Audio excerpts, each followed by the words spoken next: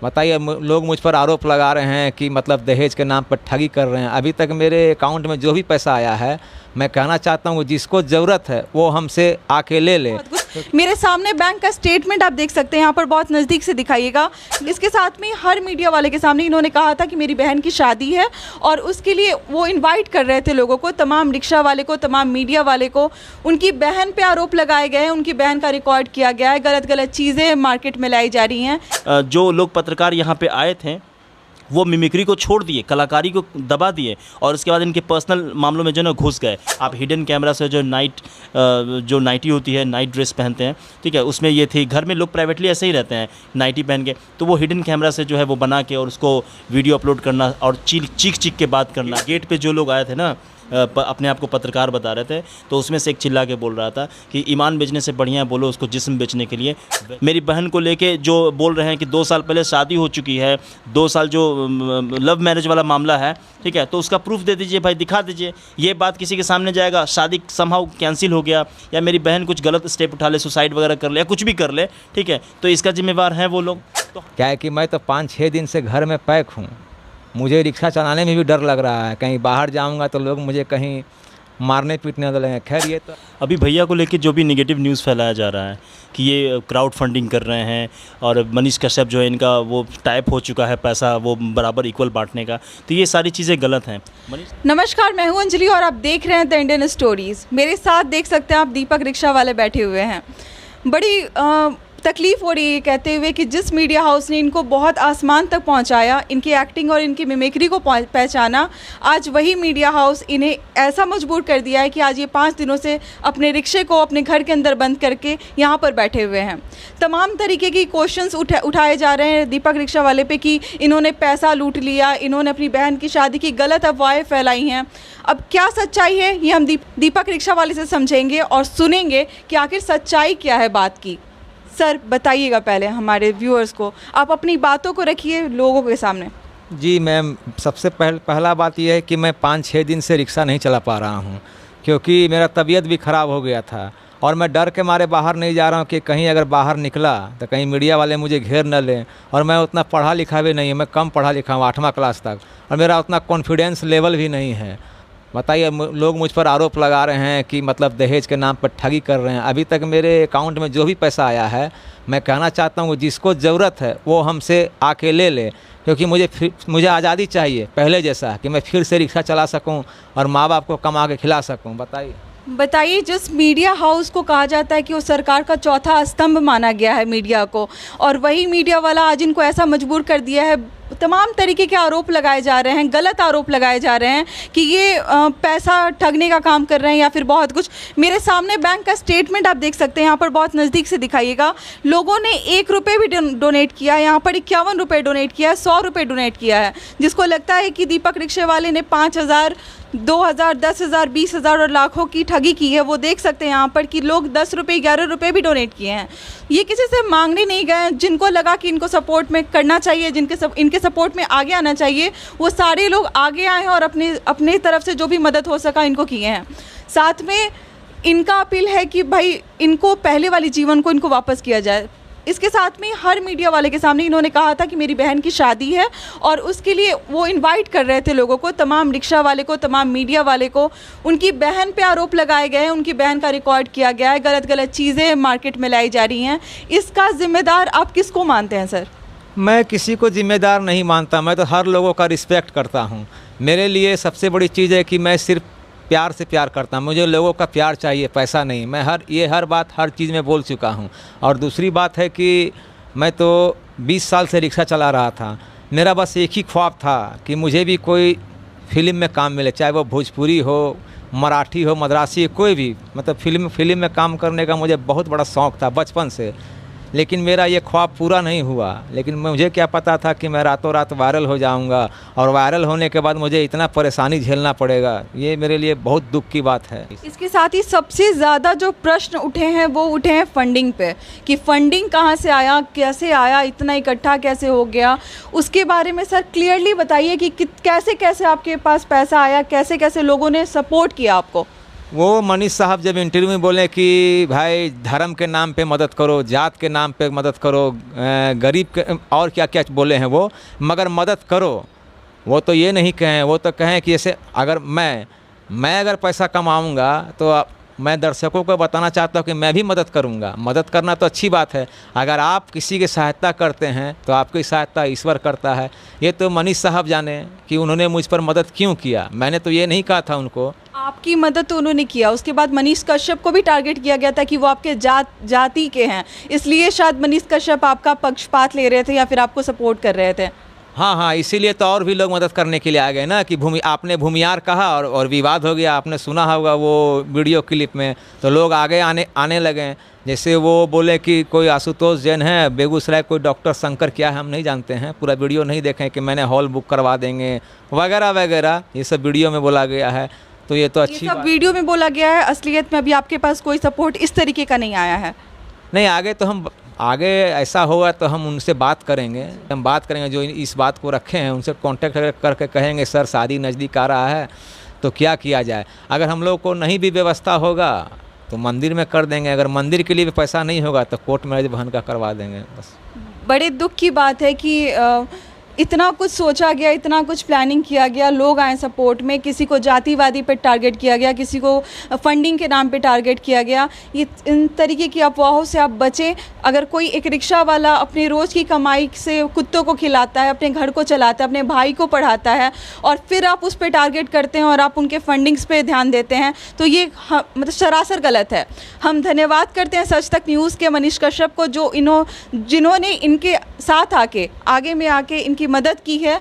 और आप उनकी मदद के बारे में क्या बोलना चाहेंगे? मनीष कश्यप के बारे में, मनीष कश्यप साहब के बारे में ये बोलना चाहेंगे कि देखिए कि मैंने उनको ये नहीं कहा था कि सर आप मुझे मोबाइल दीजिए या फिर 51,000 रुपये मेरी बहन को दीजिए। हो सके उनके अंदर में ये आवाज़ आया होगा, हाँ इंसानियत, तो ये आवाज़ उनके अंदर में आया कहाँ से? हो सके गॉड दिया होगा, जिसके हर आदमी के अंदर तो गॉड होता है।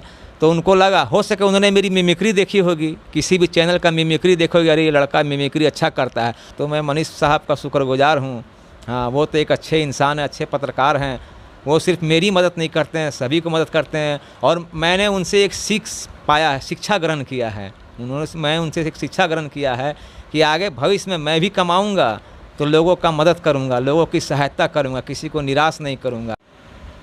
हमारे सामने जो आप दीपक जी के साथ देख रहे हैं वो उनके भाई हैं, जो कि जिनके पढ़ाई के लिए वो रिक्शा चलाते थे। उनका कहना था कि वो वीडियो में अभी नहीं आना चाहते थे, लेकिन आप लोगों ने और व्यूअर्स ने और बहुत सारे लोगों ने उनको मजबूर किया कि उनको वीडियो में आना पड़ा। उन्हीं से जानते हैं सच्चाई क्या है, क्या बोलना चाहते हैं, लोगों से क्या अपील करना चाहते हैं, बताइए सर।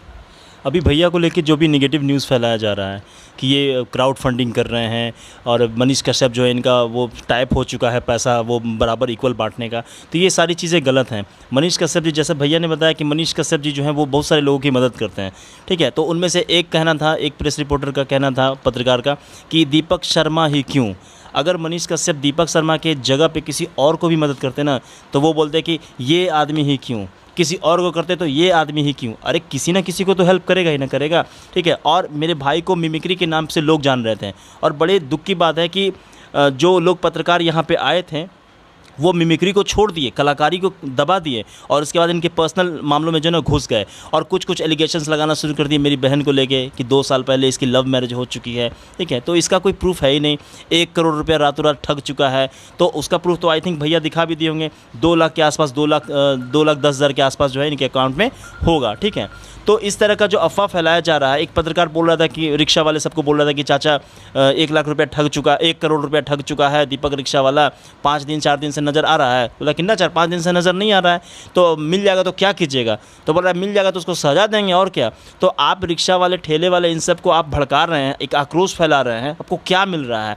कल को इसको भीड़ में पकड़ के पीट देगा, मार देगा, ठीक है। तब तो फिर ये अपने घर से एक सदस्य ख़त्म हो गया, तो आप मेरे घर चलाने के लिए आ जाएंगे या जिस मकान में हम लोग रह रहे हैं इस तरह का नेगेटिव न्यूज़ फैलाएंगे। मकान मालिक कहेगा तुम लोग के खिलाफ़ क्या क्या न्यूज़ छप रहा है, चलो निकलो यहाँ से। तो क्या हम अपना सारा सामान लेके आपके यहाँ रहने आ जाएं? मेरी बहन को लेके जो बोल रहे हैं कि 2 साल पहले शादी हो चुकी है, 2 साल जो लव मैरिज वाला मामला है, ठीक है, तो उसका प्रूफ दे दीजिए भाई, दिखा दीजिए। ये बात किसी के सामने जाएगा, शादी समहाउ कैंसिल हो गया या फिर शादी नहीं किया लड़का, मेरे घर में बुज़ुर्ग माँ बाप हैं, अगर वो कुछ हो जाए, बीपी वगैरह हो जाए या हार्ट अटैक हो जाए, या मेरी बहन कुछ गलत स्टेप उठा ले, सुसाइड वगैरह कर ले या कुछ भी कर ले, ठीक है, तो इसका जिम्मेवार हैं वो लोग।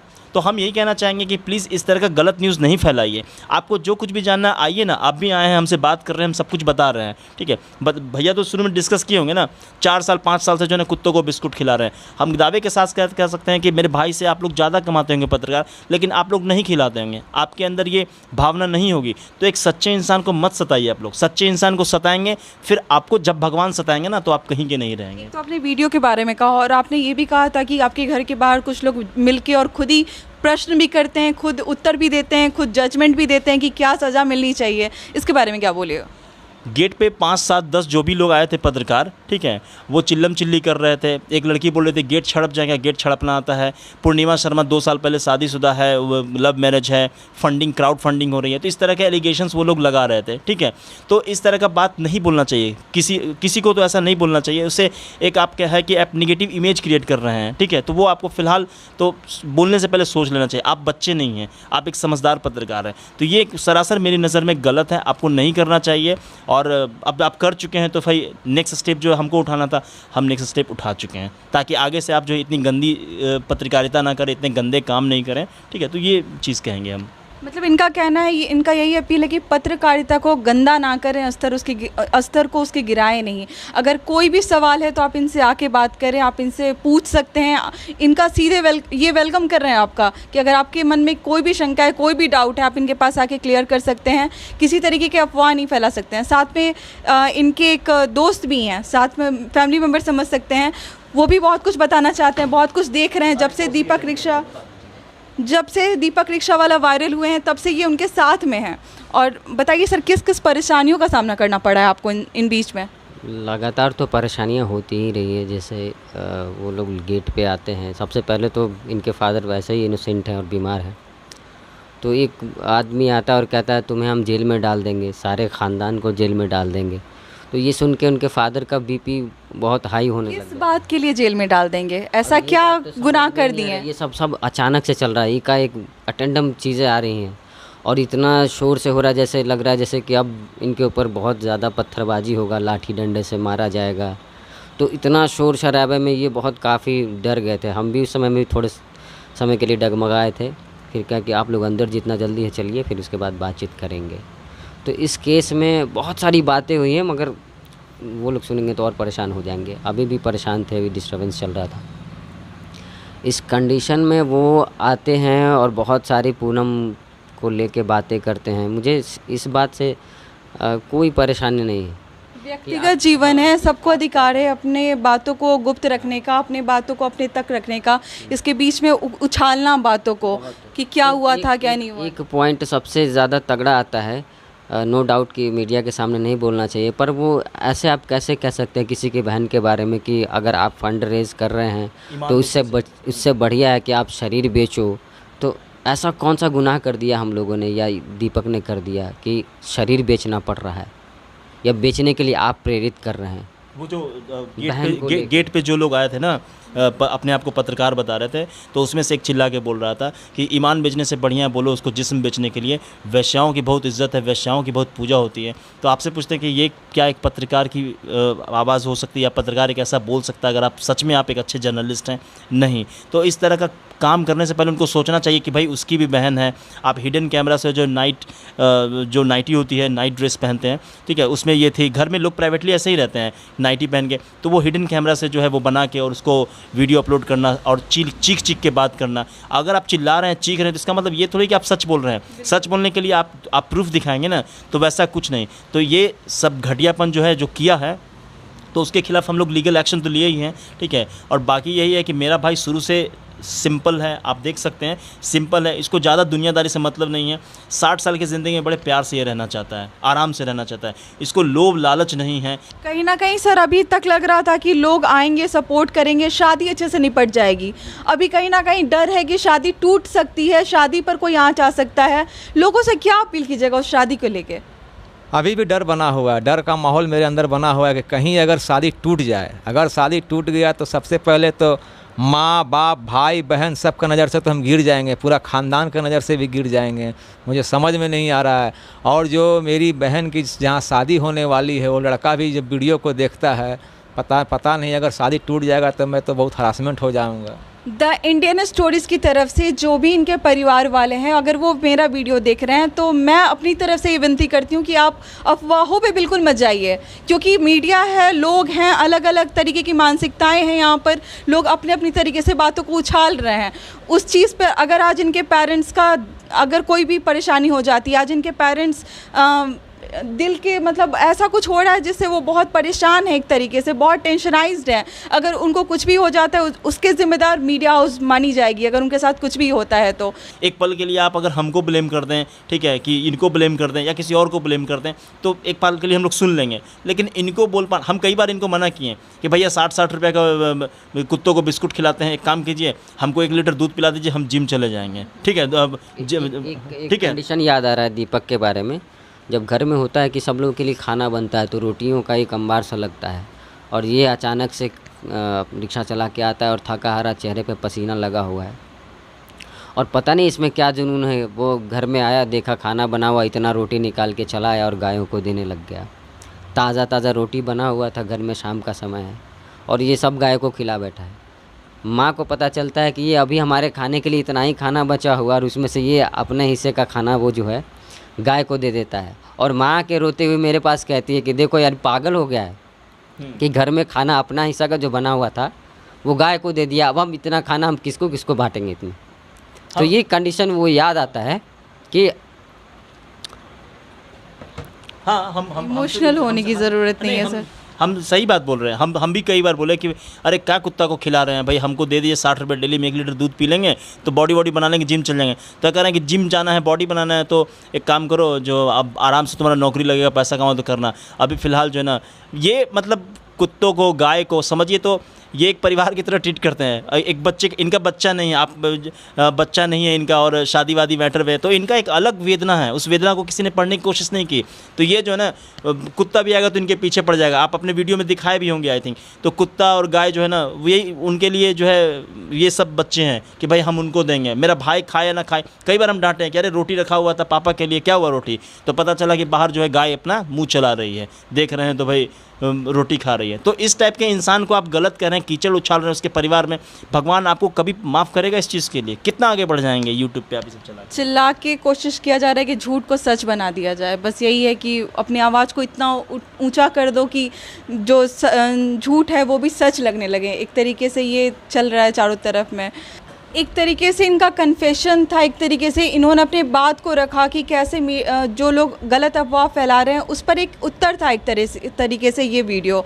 तो अगर हम लोगों को लगता है कि शायद आपके जितने भी क्वेश्चंस होंगे, आपकी जो शंकाएं होंगी, शायद आपकी ख़त्म हो चुकी होंगी। आप जो जितना कुछ दीपक रिक्शा वाले के बारे में गलत सुन रहे हैं या सोच रहे हैं वो आप छोड़ दें यहीं पर। और आप क्या सोचते हैं हमारे कॉमेंट सेक्शन में ज़रूर बताइए। आप अपने विचारों को रखिए। आप अगर इनसे कुछ जानना चाहते हैं आप इनसे डायरेक्टली आके पूछिए। किसी तरीके का नाटक, नुक्कड़ नाटक करके किसी तरीके का वीडियो बनाने की कोशिश ना करें। Thank you.